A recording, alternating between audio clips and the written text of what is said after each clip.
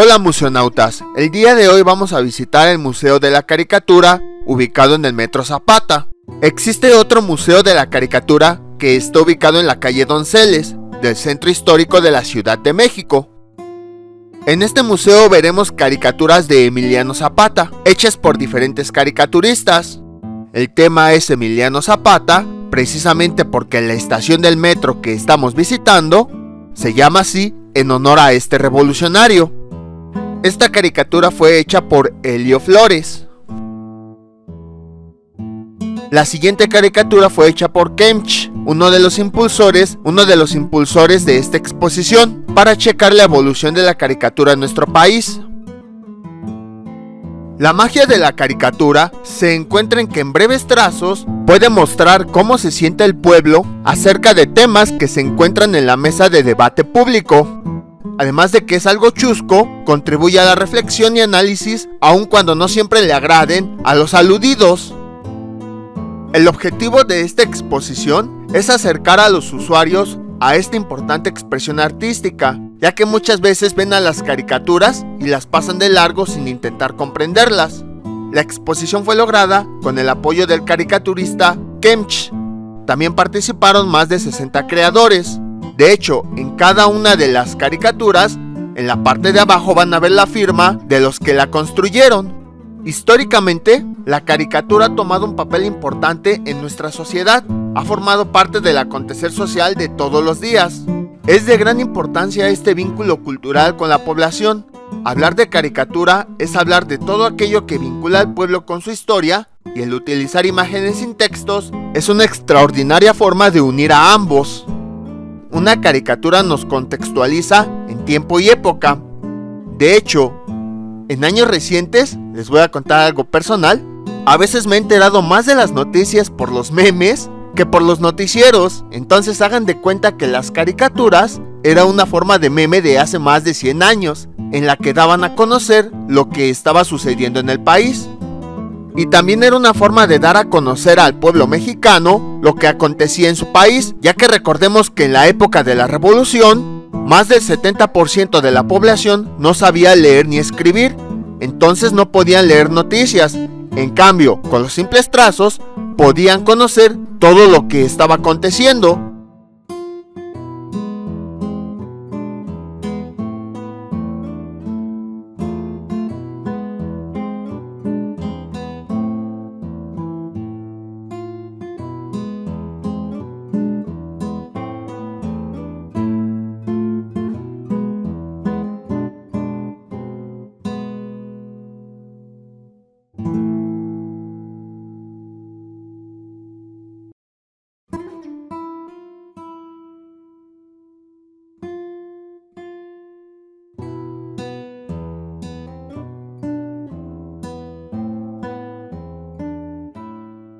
A continuación les voy a enseñar unas fotografías de las caricaturas que están afuera de los torniquetes.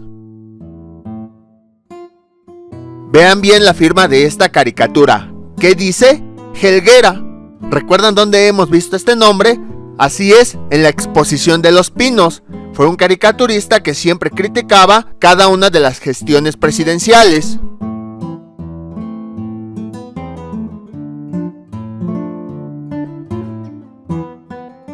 Ahora continuamos con las caricaturas del otro lado de la estación.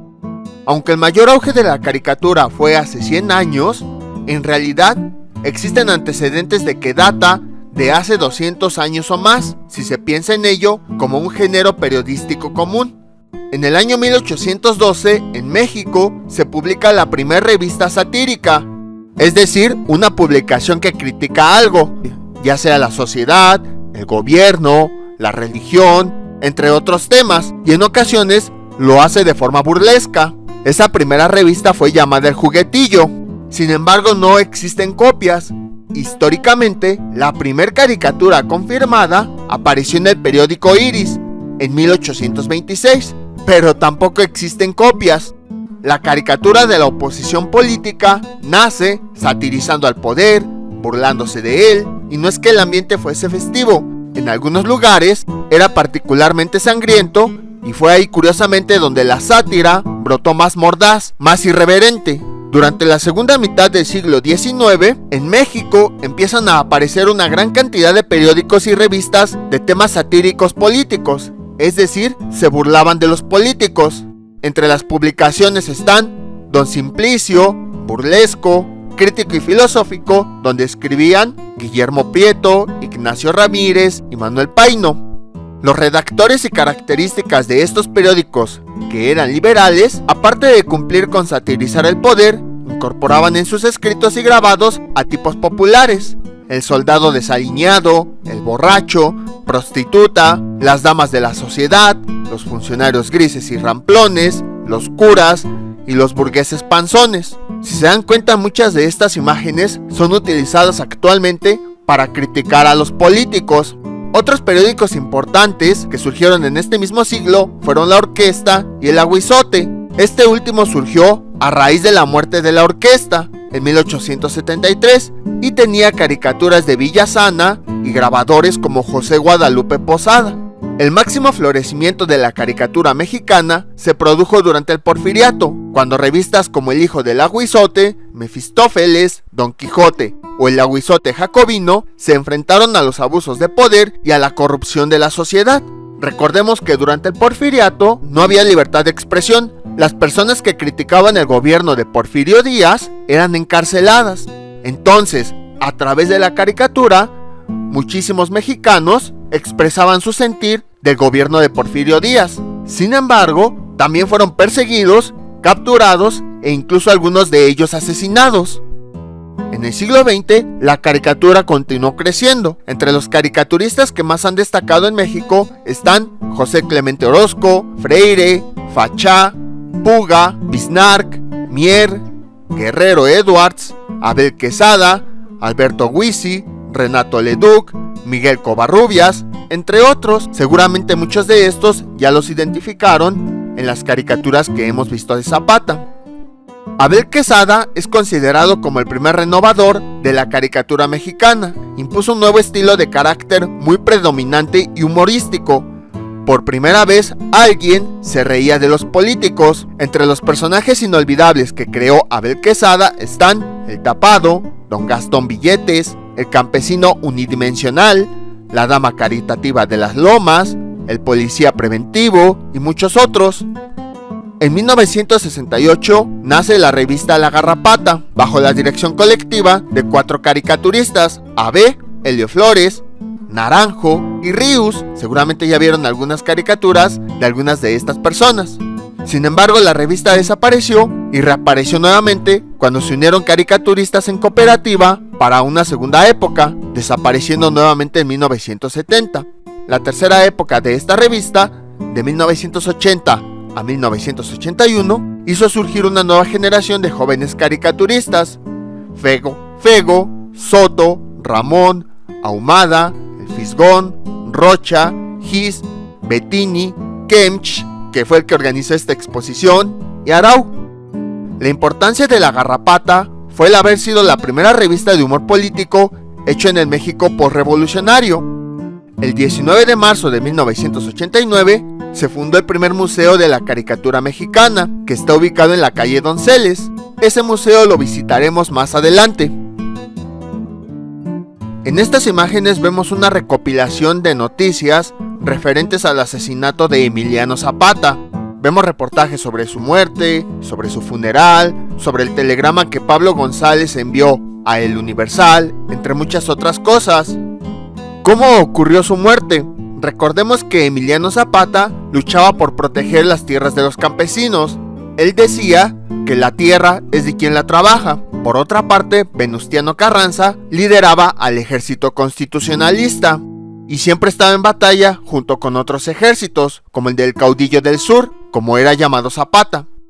Emiliano Zapata era muy difícil de capturar debido a la desconfianza que tenía. De hecho, se corría el rumor que tenía un doble para hacer apariciones públicas, para que no fuera asesinado.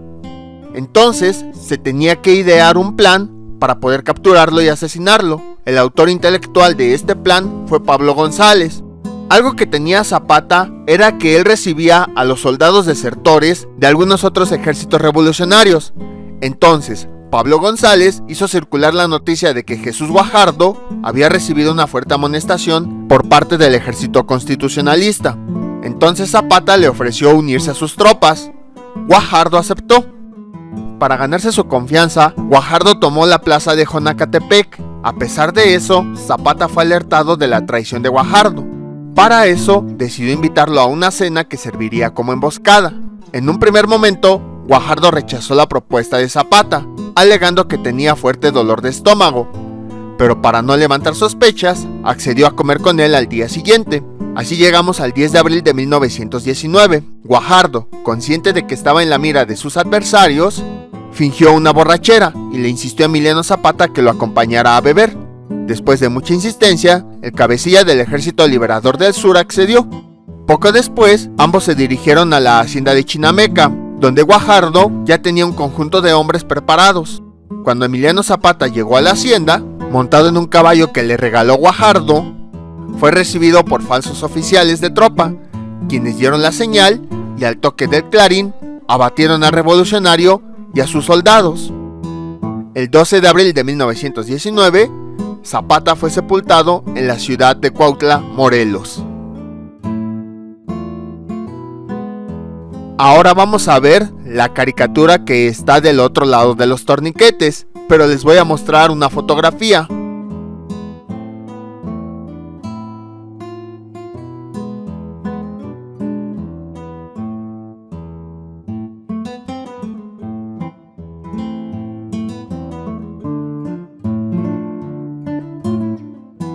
A continuación tenemos una escultura que nos representa a la Catrina Garbancera de José Guadalupe Posada, ya que vimos que este fue un importante caricaturista del siglo XX. Cuando veo esta escultura siempre me recuerda al Día de Muertos.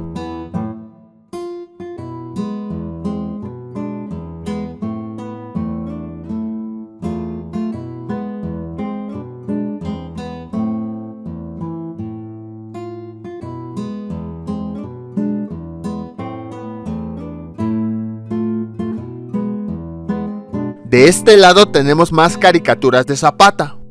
Fue un poquito complicado grabar en este museo, más que nada porque es el pasillo que conecta la línea 12 con la línea 3, entonces constantemente estaba circulando gente. Por consiguiente, constantemente interrumpía la grabación y tenía que volver a grabar. Por un lado, para que las personas no se atravesaran en las caricaturas, y por el otro lado, para que yo no les estorbara cuando ellos estuvieran pasando.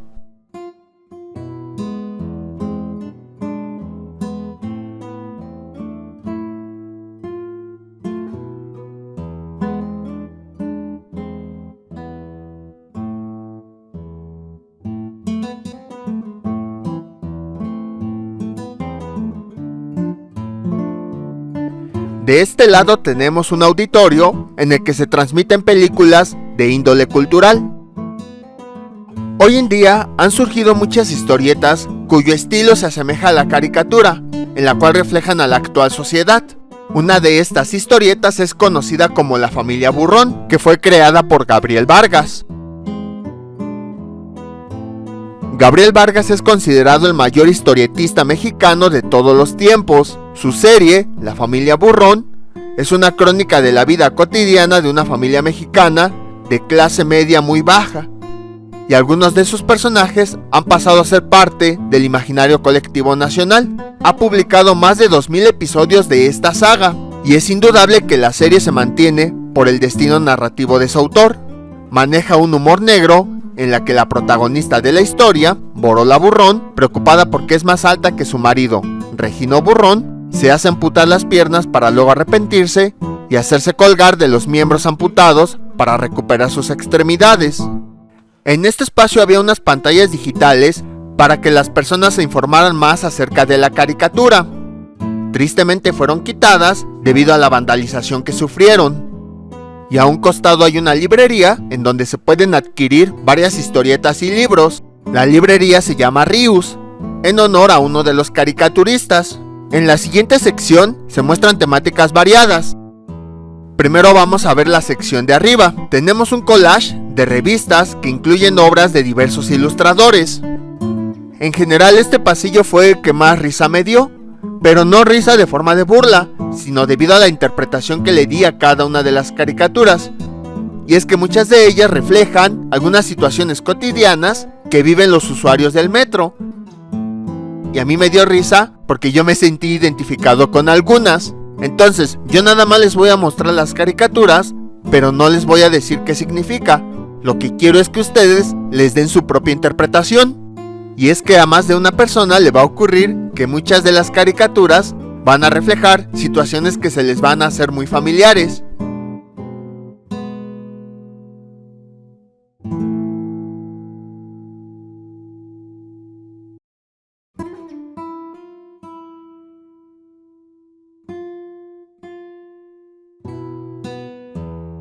En la siguiente sección se encuentran obras de muchos caricaturistas, como Abel Quesada, que ya habíamos visto quién es, Alberto Isaac, José Hernández, Paco Calderón, El Fisgón, Gis, Sixto Valencia y Rictus. Incluso si tienen buen ojo, por ahí van a ver una obra de Helguera. La caricatura siempre ha estado asociada a movimientos políticos y sociales. También es utilizada como propaganda de movimientos revolucionarios que grupos de intereses políticos y económicos lanzan. En México fue declarado como género periodístico a partir del siglo XIX, que fue cuando ocurrió la lucha entre liberales y conservadores. El fin de la intervención francesa marcó la victoria de los liberales sobre los conservadores. En la etapa de la República restaurada adquirió gran importancia. Periódicos como El Aguizotl y El Padre Cobos fueron instrumentos de propaganda que estuvieron en manos del bando que apoyaba a Porfirio Díaz, principalmente en su ascenso al poder. Durante la dictadura porfirista, la oposición a esta utilizó la caricatura como un arma de agitación al régimen. Mientras tanto, los porfiristas se dieron cuenta del poder de la prensa y en 1884, ante la primera reelección de Porfirio Díaz, de formas ilegales la controlaron. Ante esta situación, surgieron periódicos en contra de Porfirio Díaz, como El Hijo del Aguizote y El Colmillo Público, y criticaron de forma abierta al gobierno. Además, organizaron marchas y huelgas. También, en estos medios, se plasmaron varias demandas que condujeron al inicio de la Revolución Mexicana y posteriormente fueron plasmadas en la Constitución de 1917. En la época de Madero, varias revistas de caricaturas fueron la punta de lanza de una campaña en donde lo desprestigiaron y abrió las puertas para un golpe de estado, iniciando la fase más sangrienta de la revolución. En la era posrevolucionaria empezaron a definirse varios rasgos fundamentales de la caricatura actual, como establecimiento del cartón diario como género periodístico, la introducción de la historieta como género narrativo popular. Hoy en día es empleado el término monero, que es el nombre que los caricaturistas usan para referirse a ellos mismos, como dibujantes de monos, es decir, caricaturas de personajes de la vida pública mal dibujados. Algunos periódicos como El Universal, La Jornada o El Excelsior se hicieron populares debido a ello. Podemos darnos cuenta cómo la prensa ha sido de vital importancia para los grandes eventos que han existido en el país. Por esa razón, hoy en día, grandes políticos y grandes empresas compran a los medios para que impartan las noticias que ellos quieren y así provoquen sobre la población la forma de pensar que ellos quieren. En otras palabras, controlarlos. Entonces no son ideas conspiranoicas. Vean cómo esto ya ha existido desde hace más de 200 años. Por esa razón debemos preguntarnos si lo que dicen los medios es verdad o son noticias manipuladas. No debemos de creernos todo lo que dicen. En esta sección tenemos un collage de las caricaturas mexicanas del siglo XIX que plasman los movimientos políticos que se ilustraban en periódicos que se oponían a Porfirio Díaz, como El Aguizote, El Hijo del Aguizote o El Colmillo Público. Vean cómo muchas de las imágenes ya están dañadas por el vandalismo y hoy en día están todavía más vandalizadas a como se ven en este video, a tal grado que algunas caricaturas de Zapata ya fueron retiradas.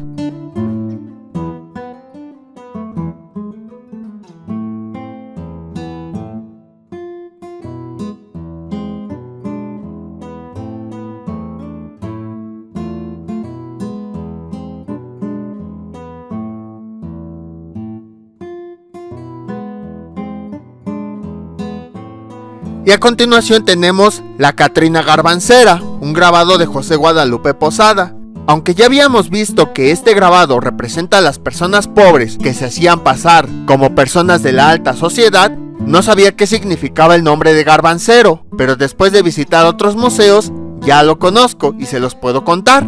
Así como en nuestra época existen botanas como los cacahuates, en la época de la Revolución la botana principal eran los garbanzos. Muchos campesinos e indígenas se dedicaban al cultivo de estos garbanzos, pero debido a su éxito empezaron a generar grandes riquezas. Entonces, en vez de ayudar a sus compañeros indígenas, se empezaron a alejar de ellos y empezaron a actuar como si fueran de la alta sociedad, incluso despreciando a sus iguales.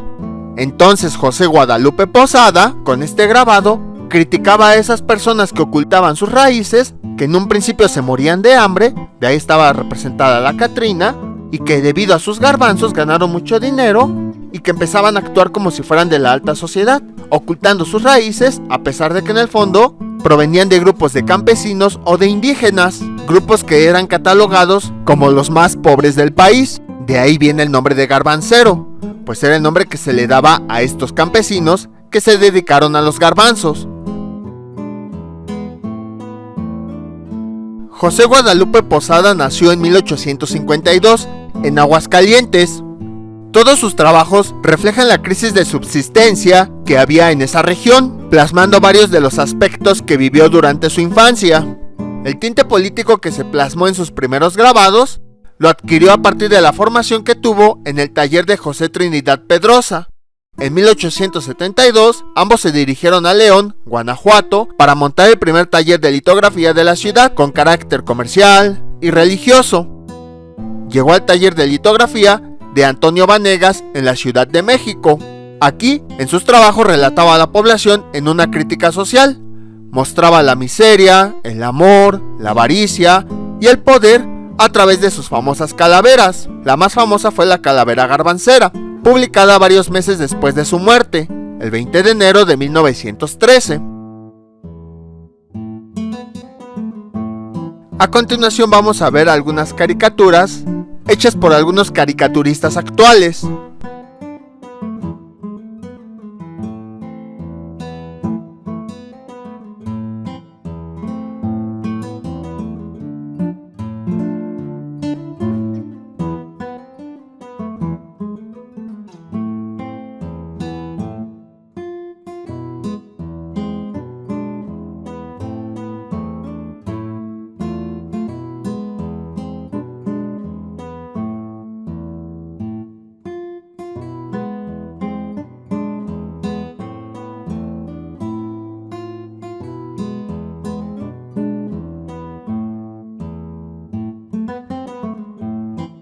Helio Flores fue fundador y coeditor de la revista satírica La Garrapata, de la que habíamos mencionado anteriormente. ¿Por qué hago énfasis en este caricaturista?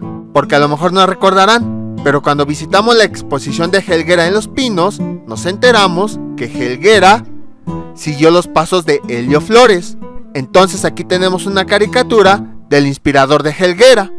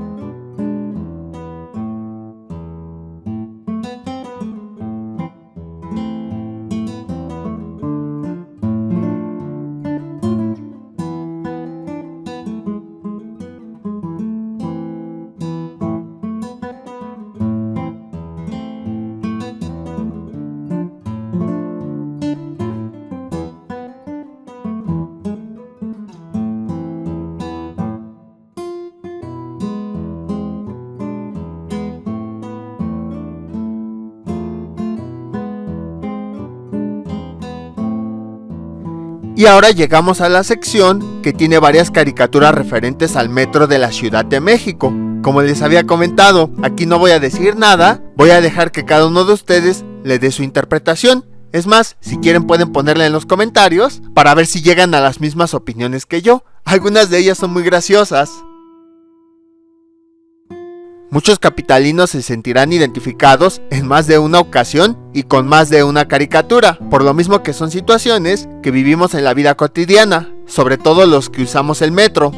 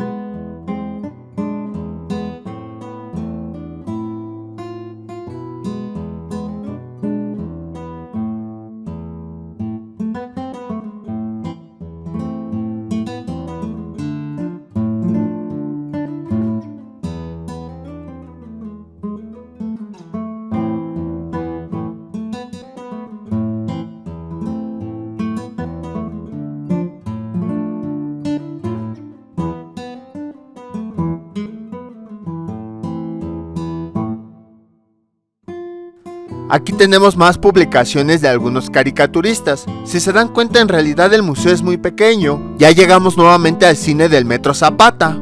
Nada más que como por todas partes hay caricaturas, hay dibujos, hay publicaciones, pues entonces tenemos que pasar por el sitio una y otra vez para estarlas viendo. Ahora vamos del otro lado del pasillo, donde tendremos más caricaturas de eventos cotidianos del metro. Esta se me hizo graciosa, porque generalmente la cultura la asocian con la clase alta. Sin embargo, ya hemos visto que en el metro, al cual todos tienen acceso, tiene varios recintos culturales.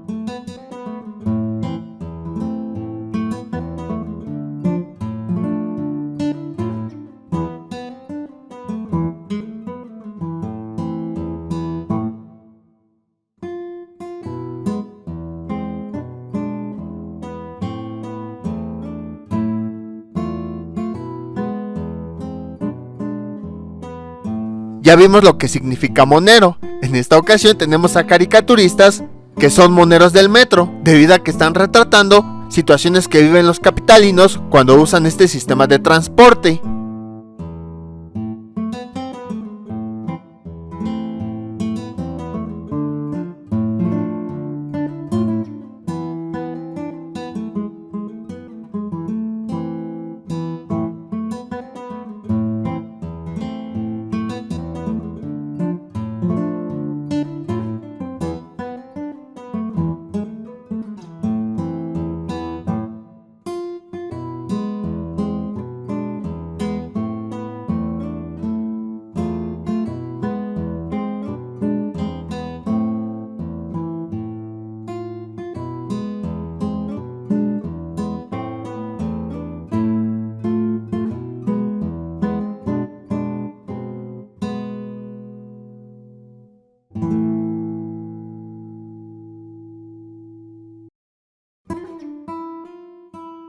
Y aquí tenemos una caricatura llamada El último desayuno, basada en la obra de Miguel Ángel, La última cena. En esta obra, hecha por Eduardo del Río, conocido como Rius, está plasmando a los personajes de las historietas supermachos y agachados.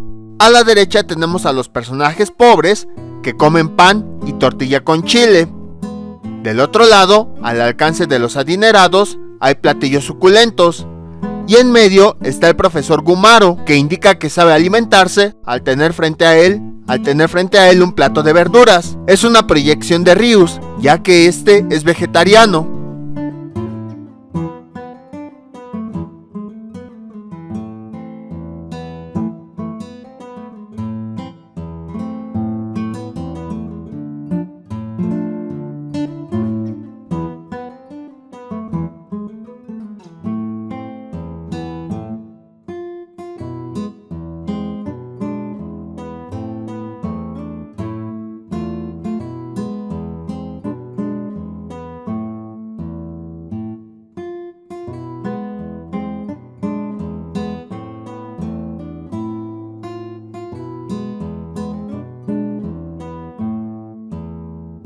La siguiente obra se llama El Evangelio según San Garabato. Es una forma chusca de representar la vida de Rius, empleando como base las primeras palabras del Génesis de la Biblia, que describe cómo fue la creación del mundo.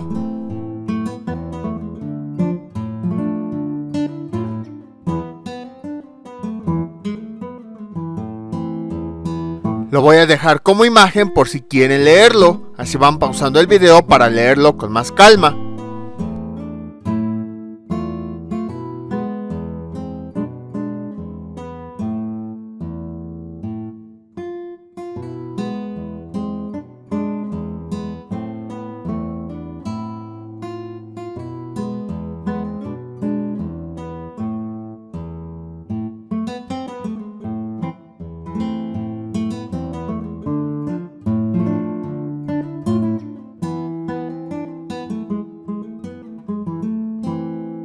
La siguiente historieta es muy graciosa.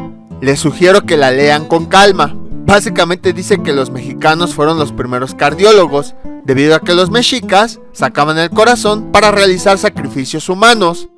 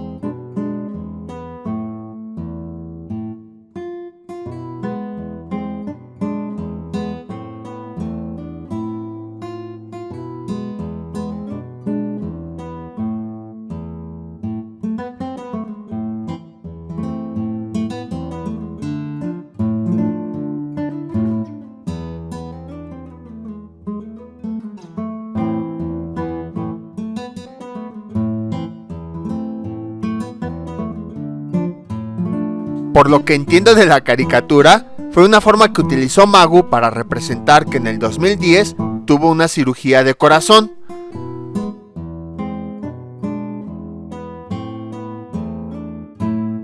Aquí tenemos algunas obras de otros caricaturistas.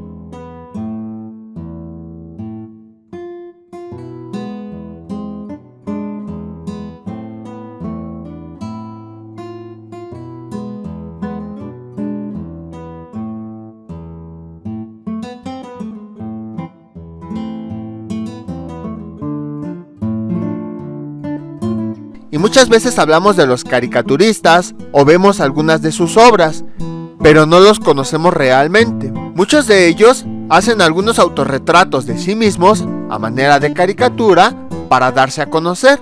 En la última sección de este museo tenemos los autorretratos caricaturescos que han hecho de sí mismos algunos caricaturistas.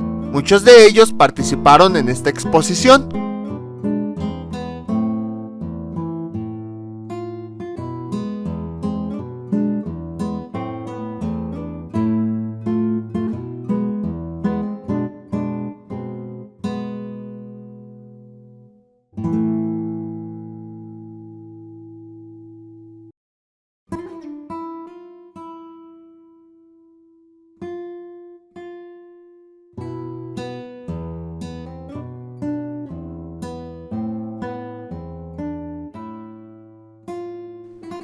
Muchas veces, en un principio se piensa que los caricaturistas nacieron con un don divino para realizar los dibujos. Sin embargo, eso es completamente falso. Para que una persona llegue a ser experta en cualquier ámbito, se necesita práctica, competencia y economía.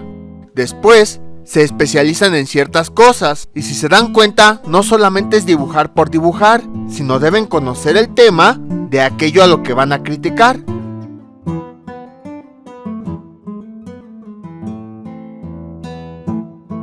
Y aunque aquí nos enfocamos en la crítica, existen muchos géneros caricaturales, como el dibujo, el humor, el retrato, la historieta y el cartón político.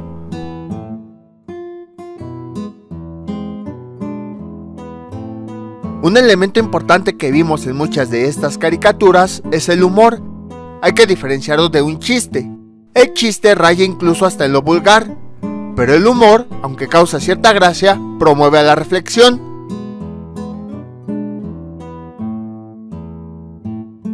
Y la caricatura no debe ser complaciente, sino que debe ser explosiva y humorística. Si no, no es una caricatura, es una complacencia.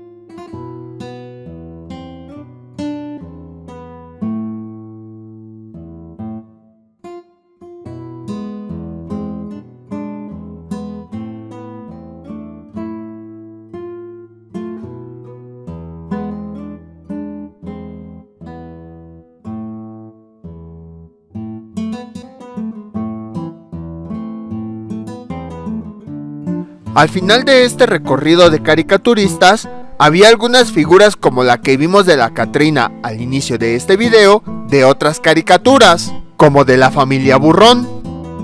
Sin embargo, debido al vandalismo, también fueron retiradas. O sea, vean, pusieron un museo público en el sistema de transporte colectivo y muchas de las cosas fueron retiradas por el vandalismo.